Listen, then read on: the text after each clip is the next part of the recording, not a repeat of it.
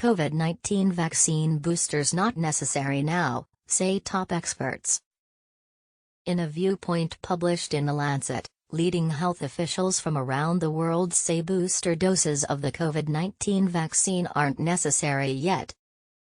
Current evidence does not appear to show a need for boosting in the general population, in which vaccine efficacy against severe disease remains high, the authors write.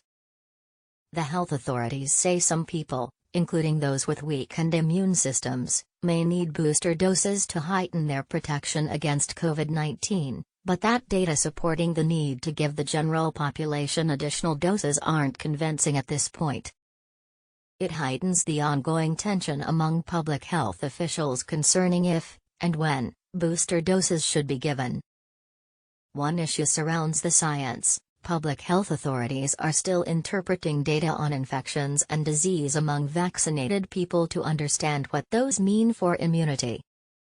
Studies show that protection against COVID-19, measured by the level of antibodies generated by people who are vaccinated, wanes after about 6 months. While rare, studies have reported breakthrough infections in which vaccinated people have tested positive for the virus. The announcement surprised many in the medical community, since any additional dose would have to be authorized or approved by the FDA first, and then recommended by the CDC. While both Pfizer-BioNTech and Moderna have submitted requests to the FDA to greenlight a booster, the agency has not made a decision yet. The agency did, in August, authorize booster shots for a limited population of people with compromised immune systems. The team also said data concerning breakthrough infections among vaccinated people were concerning, and pointed in the direction of waning immunity. For example, much-cited research from Israel shows dropping levels of immunity and higher rates of breakthrough infections in recent months. However, that research shows breakthrough infections were higher among people vaccinated in January and April than those vaccinated in February and March, which doesn't seem to follow any obvious scientific rationale.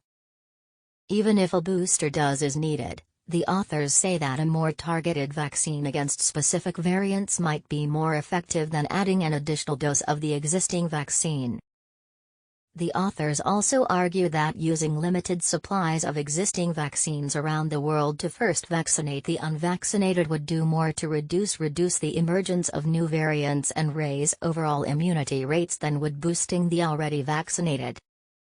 Although existing vaccines may not help people avoid getting infected to begin with, they continue to provide adequate protection against severe disease.